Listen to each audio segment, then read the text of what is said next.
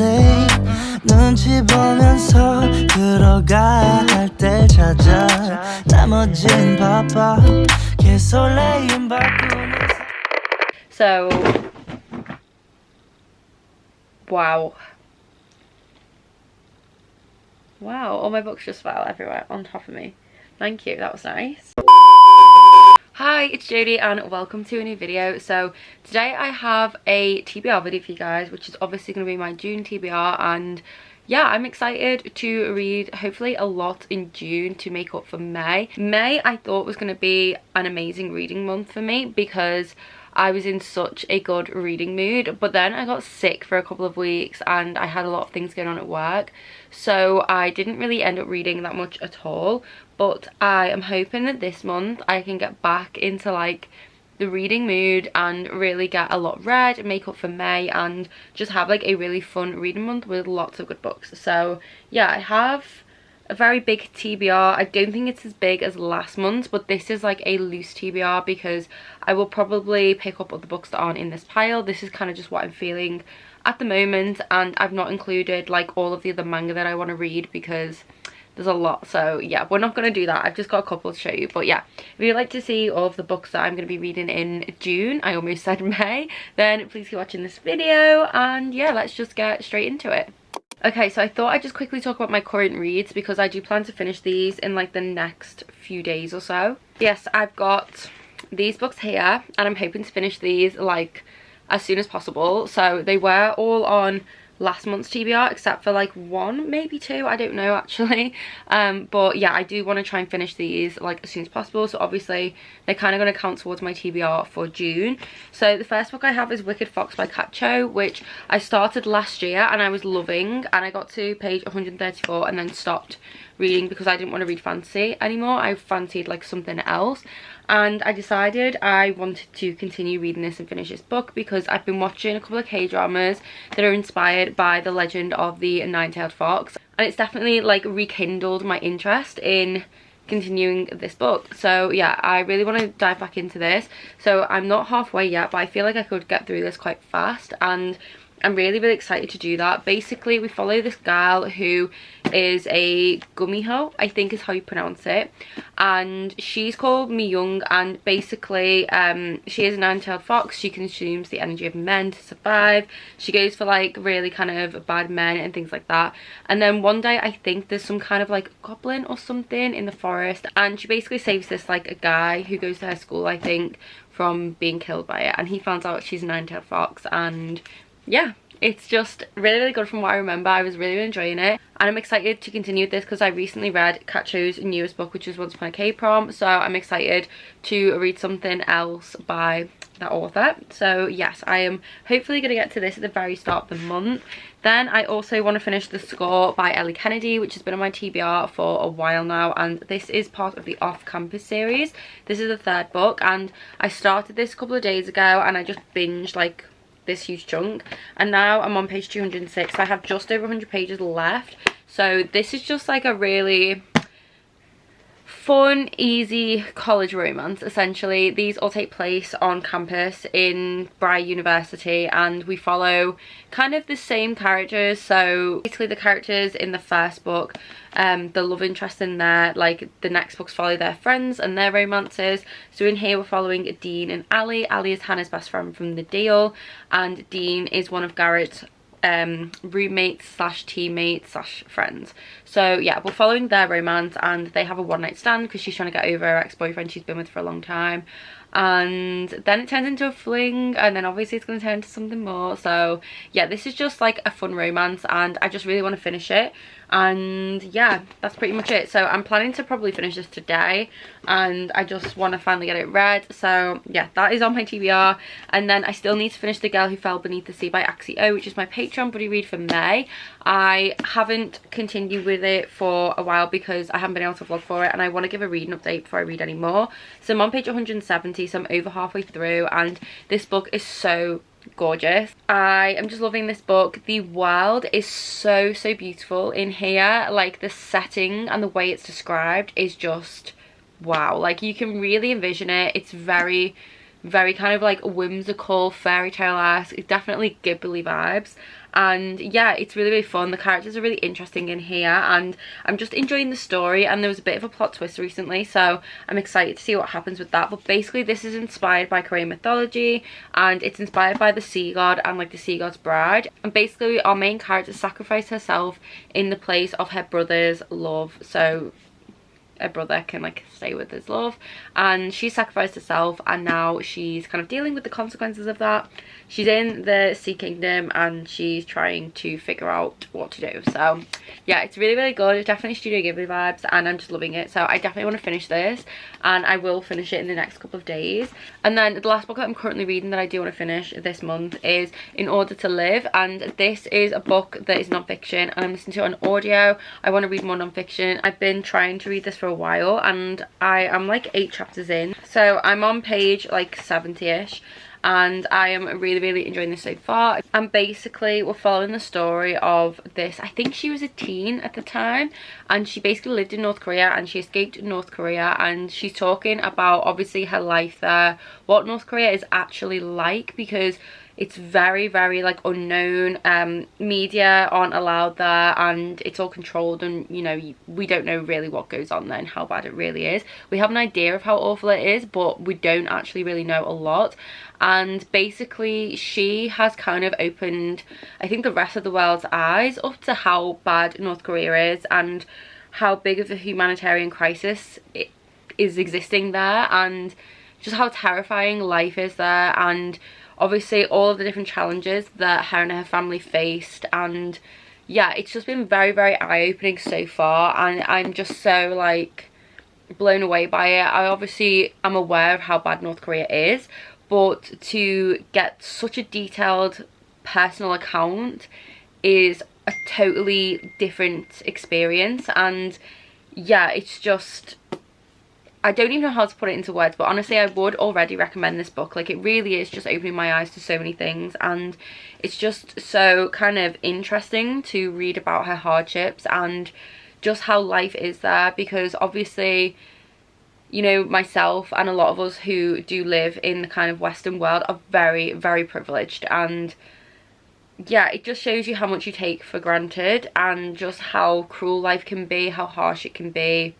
And also how, even though humanity has so many dark points, it can also have so many like light points as well, in terms of how there's the good and bad, and it's definitely like shown in here. And I don't know, like, I'm just finding it really interesting, and I would really recommend this. So yeah, I am currently listening to the audiobook for this, and I'm hoping to finish this in the next few days as well. So those are all on my TBR, and then I'll get into the books that obviously I'm not currently reading but want to get to as soon as possible. So I think a couple of these are repeats from my last TBR, so I'm not going to talk too much about those ones. But we have Convenience Store Woman, and this one is one I think that was on my TBR, and I really want to read this. I think I'm going to save it for a 24-hour readathon I'll be doing with my patrons. But essentially this follows a woman who works in a convenience store, and I think she's in her like mid-30s, and her family are kind of like pressuring her to like do something with her life, get a husband and all of this, but she's very, very content as she is with her kind of like simple,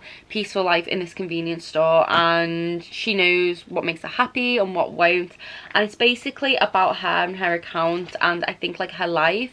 And I've just heard so many good things about this book, and like I said, I've been reading out my comfort zone, reading more fiction and translated fiction, and this is one that is highly recommended all of the time. So I do really want to get to this, and hopefully June will be the month. And I love the pink cover, I love pink. Okay, so this next book is basically a really kind of cutesy YA romancy kind of enemies to lovers romance, and I'm excited. So this is by Emily Lee, and that is the same author who wrote Meet Cute Diary, which I own but haven't read yet. But yeah, this is Cafe Con Leche, and I was sent a review copy of this a while ago and I just didn't get to it. I believe this is out though, I think it came out in May, and I'm just really excited to read it. It just sounds so fun. It says on the back, 2 rivals are brought together in this captivating YA rom-com for fans of What If It's Us and a faux love story. And yeah, it just sounds really, really good. It says it showcases queer interracial love between 2 people of colour, a sweet and zesty romance readers will savour, and it says it's perfect for fans of Casey McQuiston as well. So yeah, I'm very, very excited to read this. I love the sounds of enemies to lovers and a rom-com. So yes, I can't wait to get to this. I'm very, very excited. I feel like I'm gonna love it. Then next we have The Roughest Draft, and this is by Austin Segmund Broker and Emily Wibberley, I think is how you pronounce their names. So this is by 2 authors, and this is supposed to be perfect for fans of Emily Henry. And I've only read Book Lovers by Emily Henry, but I really, really love that book. It was so good, and this is apparently quite similar. Basically, I think we follow 2 authors who had like a huge success for a book, and then something happened between them and they kind of parted ways on really bad terms, and they've not spoken since that happened, but in their contract was another book, so now they have to kind of get together and work on this book. They obviously have this thing there, like whatever it is, we'll find out when we read the book. But yeah, basically something's happened and that's kind of hanging in the air between them. They don't talk to each other, and now they're going to be forced to work together, and obviously everything's going to come to ahead, and they're probably going to have to kind of overcome that obstacle and maybe get to know each other again, and obviously start to fall in love. So it's kind of like a friends to enemies, enemies to lovers type vibe going on. And yeah, I just really want to read this because I'm in the mood for this. I always get in the mood for these sorts of like romancy books in summertime. I don't know what it is, and this cover just screams summer, so I feel like this is a good one for June. And I have heard very good things about this, and floppiness is 10 out of 10, so yeah, very, very excited to pick this one up, and I really do hope I love it, and I do kind of have high expectations, so we'll see. Then next we have another romance, which is Love Decoded, and this is by Jennifer Yen, and I'm so excited. I recently picked this one up and her previous book, which is A Taste for Love, and I can't wait to read both of them.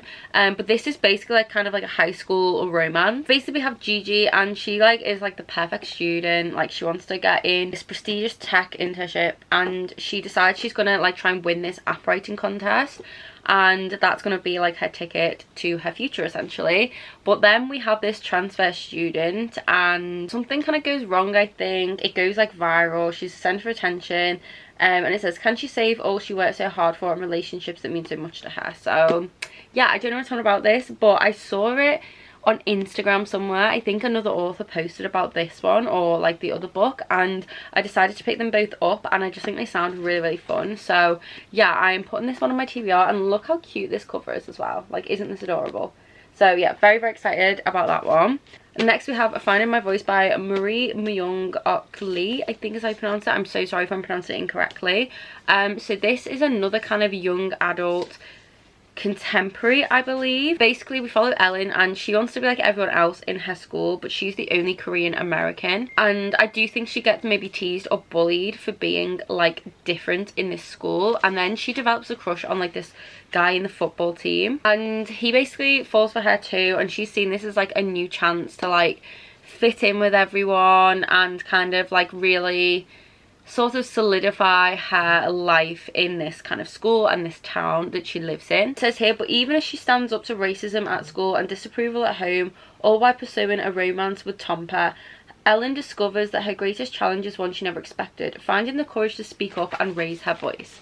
So yeah, I just thought this sounded really, really good. And again, this is another one I saw on Instagram, and I decided to get it because I've never heard anyone talk about it before, and I want to read more like contemporary style of books, and I just think this will be like a really, really interesting read. So yeah, I'm very, very excited to read this one, and hopefully I do get to it in June. It's not too long, so again, it might be one to put on my TBR for like a readathon or something, because I am planning one, so I might read this then. So this will probably be like a contender for when I do that. But yeah, I'm quite excited to give this a read, and hopefully I really enjoy it. Then next I'm planning to read A Book of Night by Holly Black. Now I have 2 copies here because I don't know which one I should read and annotate, because I don't have like a standard copy, and I have the Illumicrate one, this one, and the Waterstones exclusive, and I can't use the Waterstones exclusive because it has pretty like sprayed edges, and I'm going to tab it, so then it would be covered. But this is like a fairy loot one, and it's like, do I want to write in a fairy loot one? But then I have this arc, and it's like, well, do I want to write in an arc? So I'm going to write in one of them. I just don't know which, so comment below which one you think I should annotate and tab. I'm thinking probably fairy loot, but I'm just not sure. But yeah, I'm planning to read this month, because this is my Patreon book club pick for the month. We're all going to be reading this. I'm going to be filming a spoiler-filled reading vlog, and we're going to have like a little Discord chat going on as well to discuss the book. And I don't know how I feel about this. I was very excited when I got the arc for this, and then I started reading reviews, and my excitement and my expectations have both gone down, because I've just been hearing some not so great things about this book. People saying that adult fantasy just isn't Holly Black's thing, like, so I don't know. It sounds promising to me. It's a dark kind of fantasy that's got kind of mystery, romance and some other themes in, and we have like secret societies in here and thieves and things like that. It sounds very, very dark, gothic, and I kind of like that, but I just don't know. Like, I always take reviews with a pinch of salt. Like, I know that that's someone else's personal like opinions, but seeing so many people say they were disappointed is just making me very, very wary and making me lower my expectations, which I don't think is a bad thing. So I am still like excited to read this because I may love this, but I've just definitely lowered my expectations, and I'm not expecting 5 stars, I'm expecting 4 stars, if that makes sense. That's like kind of the vibe. Basically in here we follow Charlie, and she works for Glomus, who are like magicians who manipulate these shadows and stuff. She's trying to like distance herself from past mistakes, but then people from her past are like showing up. Her boyfriend might not have a soul apparently, and she ends up kind of like stuck in the middle of all this stuff going on. And it says here she's determined to survive. She's up against a cast of doppelgangers, billionaires, Glomus, and the people she loves best in the world, all trying to steal a secret that will give them a vast and terrible power. And basically like they use her to help seal secrets or something. I don't fully understand it, but yeah, I really want to read this and I'm excited to read it, but I just don't want to get my hopes up too high for it, if that makes sense. So yes, this is on my TBR for June. I will be reading it with my patrons, and yeah, I'm still excited to see how I feel about it. Okay, so next we have a poetry collection, which is Mary Oliver's New and Selected Poems Volume 1. So I started this book last year. When I say started, I read like the first poem, and I haven't read any since. I've read a couple of Mary Oliver's other poetry collections, like the short ones, and I really, really loved them. Mary Oliver is quite well known for writing a lot of kind of nature inspired poetry, which is one of the forms of poetry that I really, really love. I love any poetry that is about nature and is very like whimsical and beautiful and kind of like magical realism, like that sort of vibe to it. And I definitely did kind of get that from her other poetry collections, so I am excited to read this and to finally read it, because I think it was May last year that I started this and then I just didn't end up reading it. So I would like to at least start it, even if I don't read the whole thing, because it is quite a big poetry collection. That is fine, but I want to start it, and I'm genuinely excited to dip into this. And yeah, I just feel like I'm going to really enjoy it. So I might not necessarily read the whole thing, but I plan to at least read some of it. So yes, I do want to like read some more poetry, because I don't think I read any poetry in May, and I like to read like 1 or 2 poetry collections like per month, because I just love them and I just think you get so much out of poetry. So yeah, I definitely do want to start getting back into Mary Oliver again. So that one, let's hope I at least read like a handful of poems. I'll be happy with that. But yes, it is on my TBR for the month. Then next we have another translated fiction, which is The Cat Who Saved Books, and this is by Suzuki Natsukawa, and I'm very, very excited to read this one. I got this last year and it just sounds so incredible. I've heard it's very, very emotional. Essentially we follow, I think it's a grandson. So basically there's this bookstore, and this child lives with his grandfather there and like is with him all the time, helps him with the bookstore, and then his grandfather suddenly passes away and he's now got to decide what he's going to do with the bookstore. He's got to like figure out how he's going to live with his grief and loss and without his grandfather, and he feels like he just has nothing. And then this cat appears one day. It says here that the cat needs a book lover to join him on a mission. The odd couple will go on 3 magical adventures to save books from people who have imprisoned, mistreated and betrayed them. Finally, there is one last rescue that Runtaro must attempt alone. The Cat Who Saved Books is a heartwarming story about finding courage, caring for others, and the tremendous power of books. So yeah, this book just sounds so good. It's a book about books, which I already love, and it just sounds like it's going to be very, very emotional and beautiful, and I just really, really want to read this because it's been on my shelf since the end of last year now, and yeah, I just really want to get to it, so I'm hoping that I do. And I'm still trying to read more translated fiction every month, so I'm trying to put on at least 2 translated fiction novels per month, and if I only read one it's fine, but I'm hoping that I will read like at least one. So yeah, very excited to potentially read that book.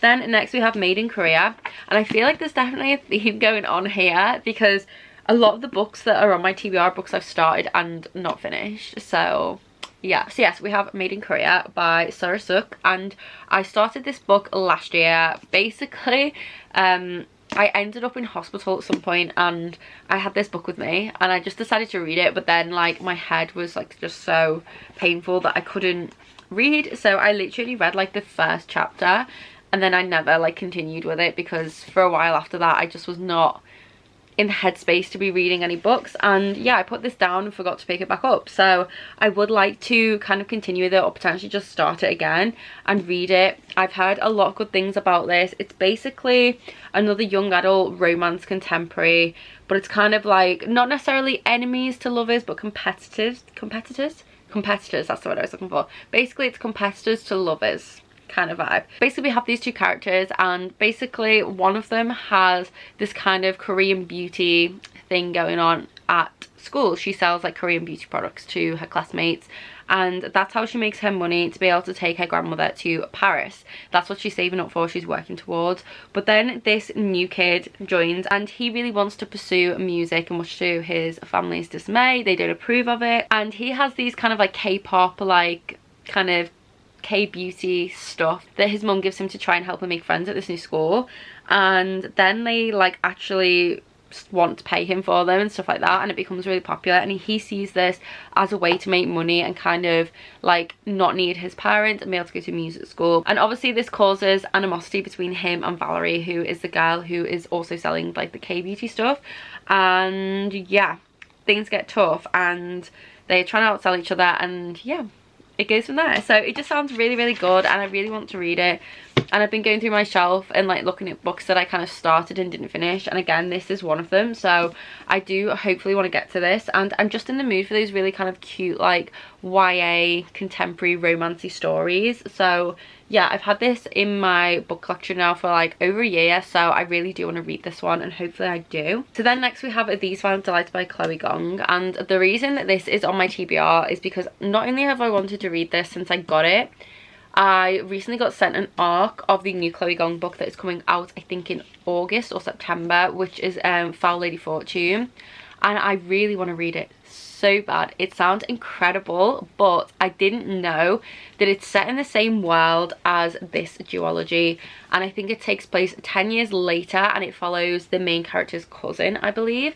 So you don't necessarily need to read this series, but I feel like I'd be missing out if I didn't, and I've wanted to read this for so long, and I feel like that's the final push I needed to finally get to this. So I do really want to read this one, and obviously if I manage to read this then I want to pick up the sequel, which I do own. You might be able to see it behind me, it's somewhere here. So yeah, I may potentially read that as well. But basically this is set in 1920s Shanghai. It's a sort of gangster reimagining of Romeo and Juliet.